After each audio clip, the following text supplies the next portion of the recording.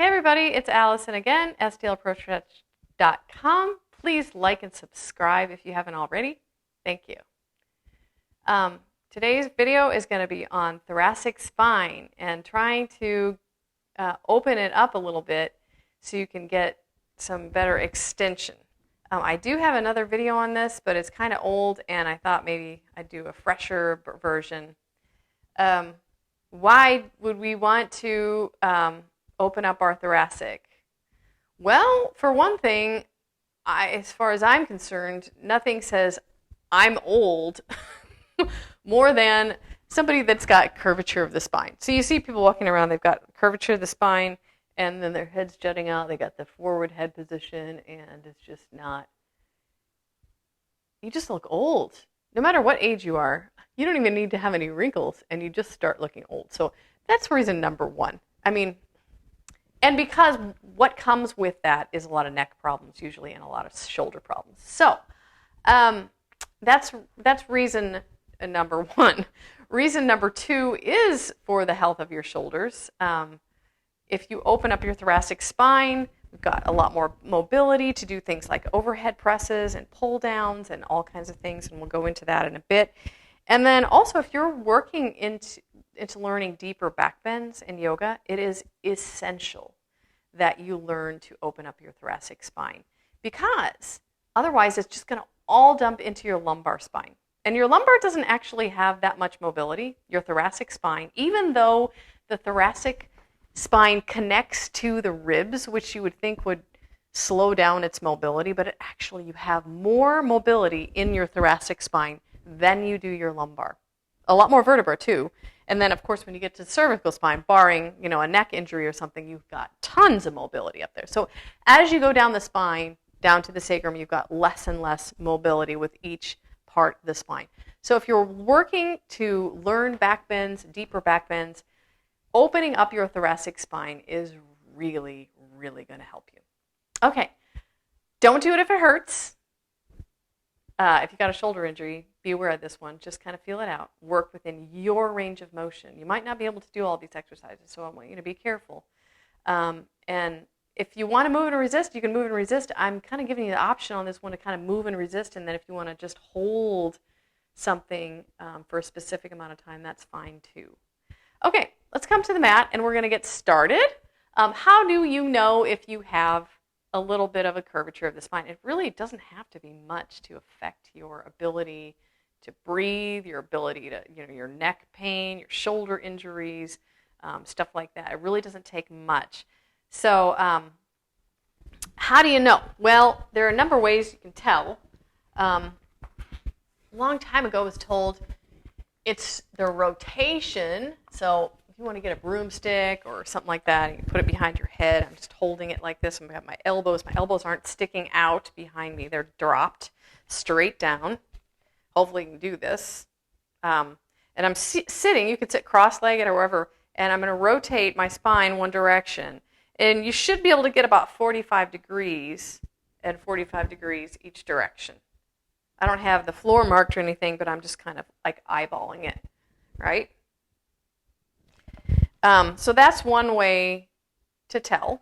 And another way to tell is you could do this kneeling and just put a forearm down on the ground. Take one arm behind you, either palm down or palm up. It doesn't matter to me. And you're going to pull the shoulder blade back and start rotating the spine without moving the hips, and see how much mobility you've got. You should be able to get about 45 degrees from just horizontal and lifting up. Now, that being said, my favorite way to know if somebody has a little bit of a curvature of a spine is how easy is it for them to do a baby cobra. So we're going to come down to the mat, and if you're pregnant, you really shouldn't be doing this pose. I'm just kind of throwing it out there. You could do this in another way. Actually, just stand at the wall, bring your feet a little bit away from the wall, and then flatten your lumbar against the wall. So I'm going to flatten out the lumbar and just try to press my spine into the wall, pull the shoulder blades together and down, and then lengthen through the back of the head. If that is extremely hard for you without the lumbar popping away from the wall, then you might want to work on some thoracic extension. Because it is reversible. If you've got it, genetics in your family is curvature of the spine, it is reversible if you catch it early. And you got to work on it a lot. So unfortunately, it's just one of those things. We've got a lot of connective tissue up and down the spine that doesn't really give very easily, so you've got to just keep working on it. The baby cobra, so I'm down on the mat. I'm going to lie down on my belly and roll the shoulder blades down and back. I'm going to bring the shoulder blades together and down and lift the chest. And once we're here, okay, so press the pubic bone into the mat. My toes should all be able to touch. And I'm going to use my back muscles to hold me up, right? So a lot of people are like, they get into cobra and they're like, eh. Well, if you just push up, it's just all in the lumbar spine, especially if you've got that thoracic rounding. So we don't want to do that. We need to use the muscles in the back to lift. And then you can do like swimmer. If you've heard of Pilates, Pilates has a swimmer exercise where you're reaching forward and then bringing it around and lifting the chest. That's a great one.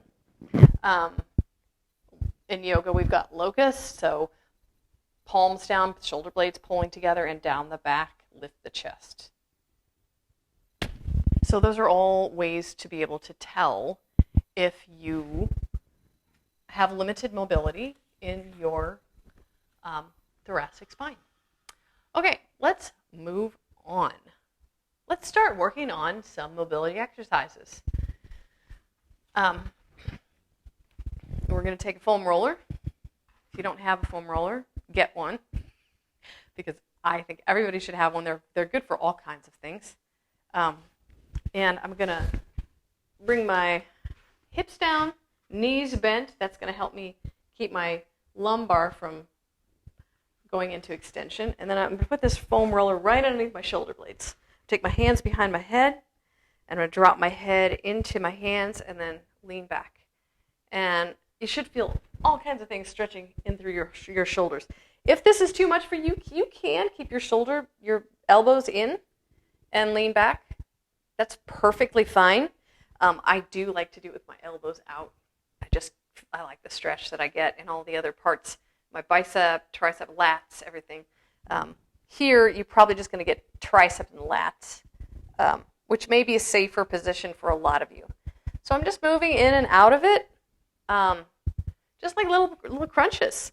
And you can do that for a bit, or you can just, at the end, maybe do 10 and then just drop back and hang out for a bit. So that is one exercise that you could do. How long to hold back here? If you're just holding it, maybe a minute, 90 seconds would be ideal. A lot of these poses, my yoga teacher, who was a little bit extreme, I would say extreme because he really helped me open up my body, we would hold for 3 to 5 minutes. It's almost like a yin class. It was a little bit crazy, but hey, it really opened up my thoracic spine, and I can't thank him enough for torturing me with some of these things. So we've got that. And then the next thing we're going to do is I've got this chair, and I'm going to turn it around so it's facing me. I've got a yoga mat that's folded over the chair.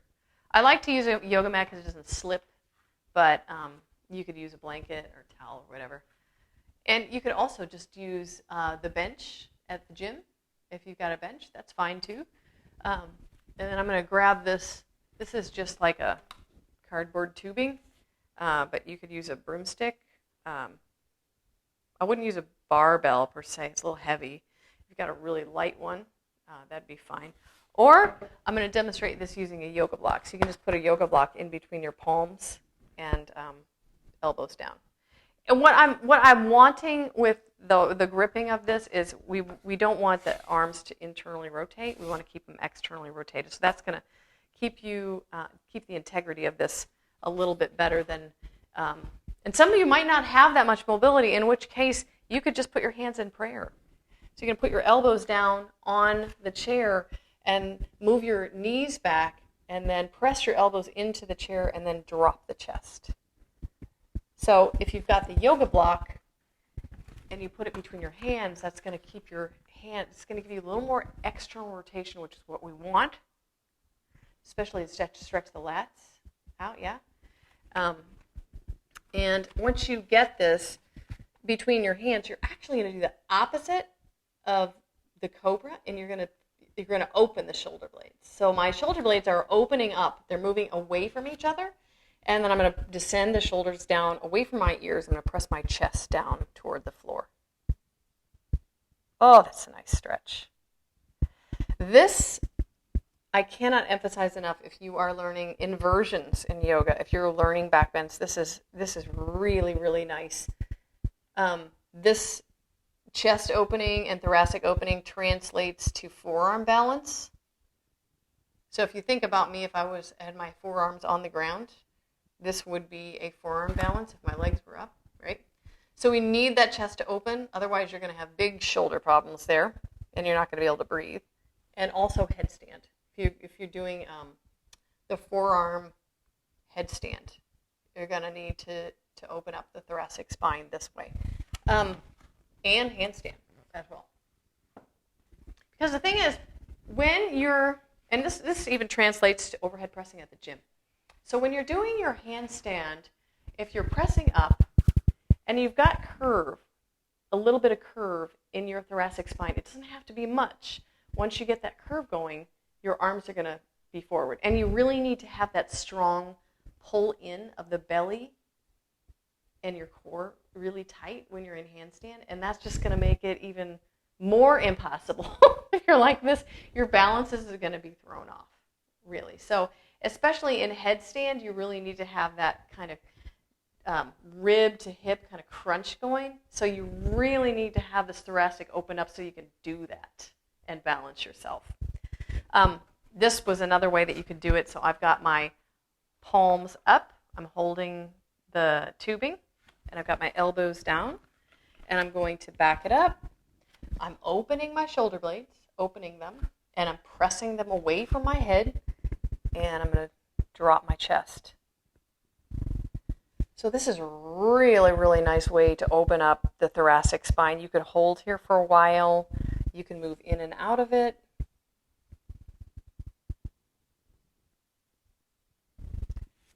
So yeah, at the gym, when you're doing your shoulder presses, if you've not got enough, a lot of people don't do shoulder presses for this reason, because it hurts their shoulders.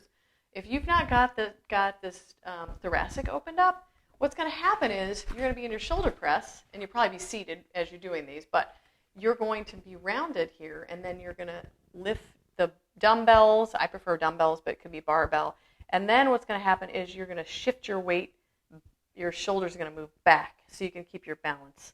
And look at all that dysfunction we've got going on there. A lot of dysfunction. So not only are we like taxing our anterior delt like a ton versus mid, and it should all be working together, but then the head starts moving forward, and it's just not a good thing.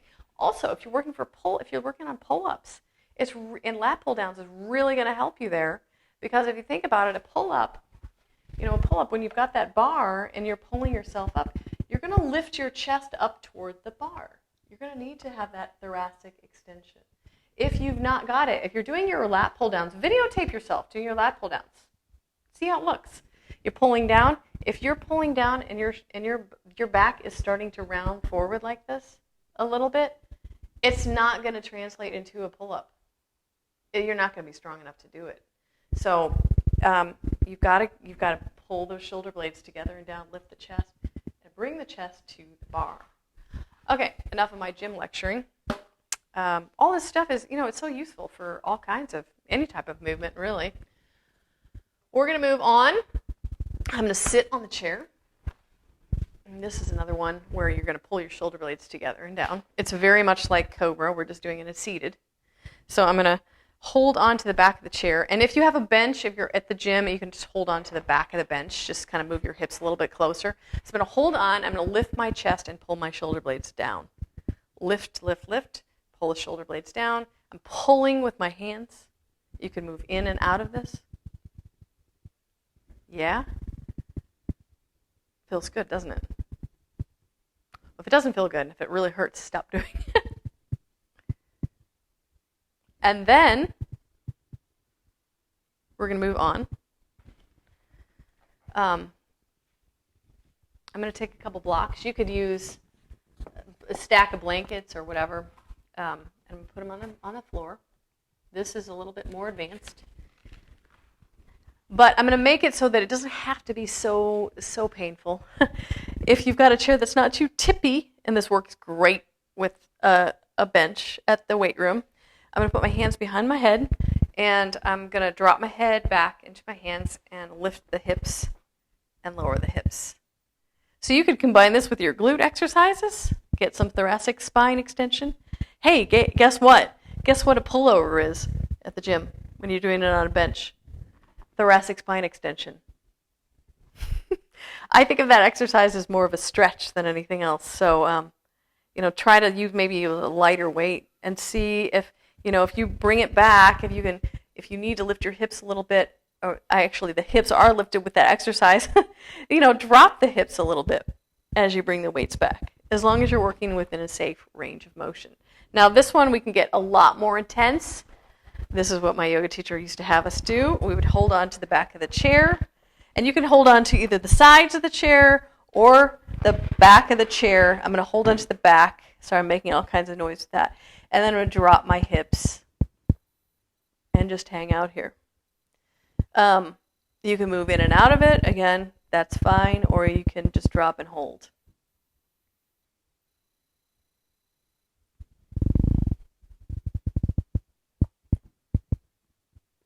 Now, my yoga teacher used to have us have our hands to the sides and to the back and drop. And we would hold. Timed for like 3 to 5 minutes, depending on how much time we had in class. And I'm telling you, after 3 minutes, you really want to come out of that pose. But after you get out of it, you feel pretty darn good. Because you feel taller, But another thing you could do is, you could get your glute workout done here. Woo!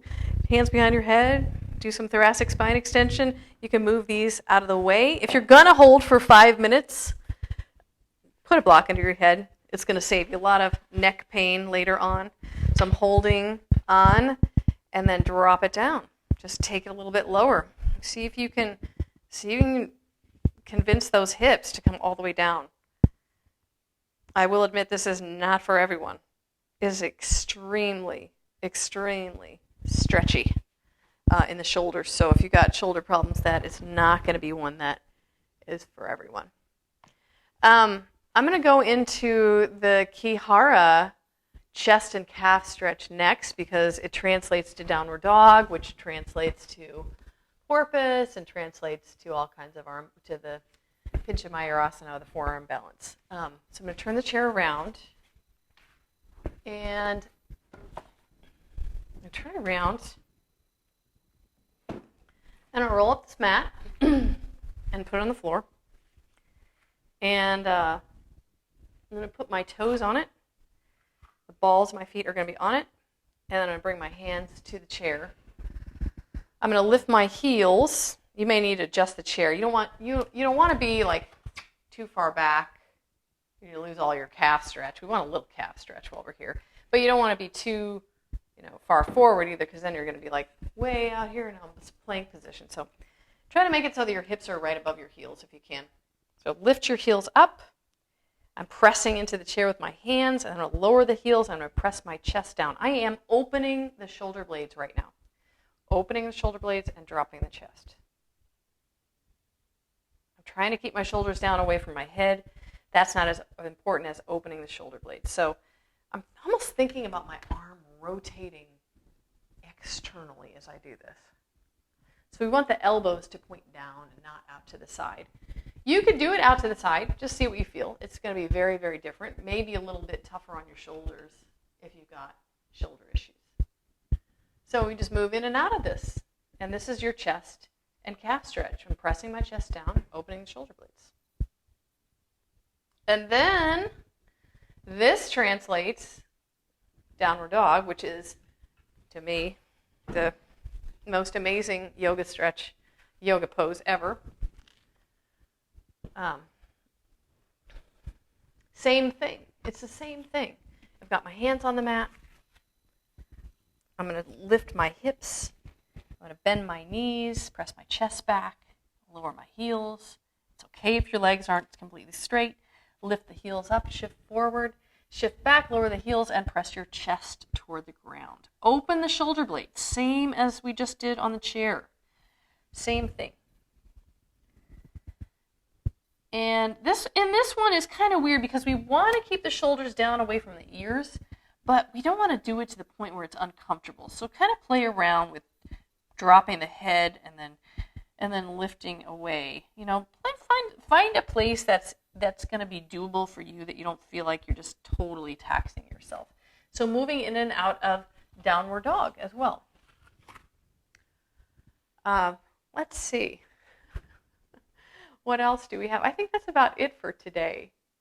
I feel like I've got a little bit more mobility, you know, like if I go back to doing this one where I'm twisting, you should feel like you have a little bit more mobility, hopefully. And then, you know, twisting with this way. Anyway, so I plan on doing a couple more videos on backbends and inversions if you'd like. I don't really get a whole lot of comments on here of like what I should be working on. I know there's somebody else there that did request something last time. I will try to get to it. It's just it's a difficult one for me because it doesn't really, it's tough. Anyway, hopefully you got something out of this. And if you have any questions or comments, please leave them, and I will do my best to answer them. And until next time, happy stretching. Bye-bye.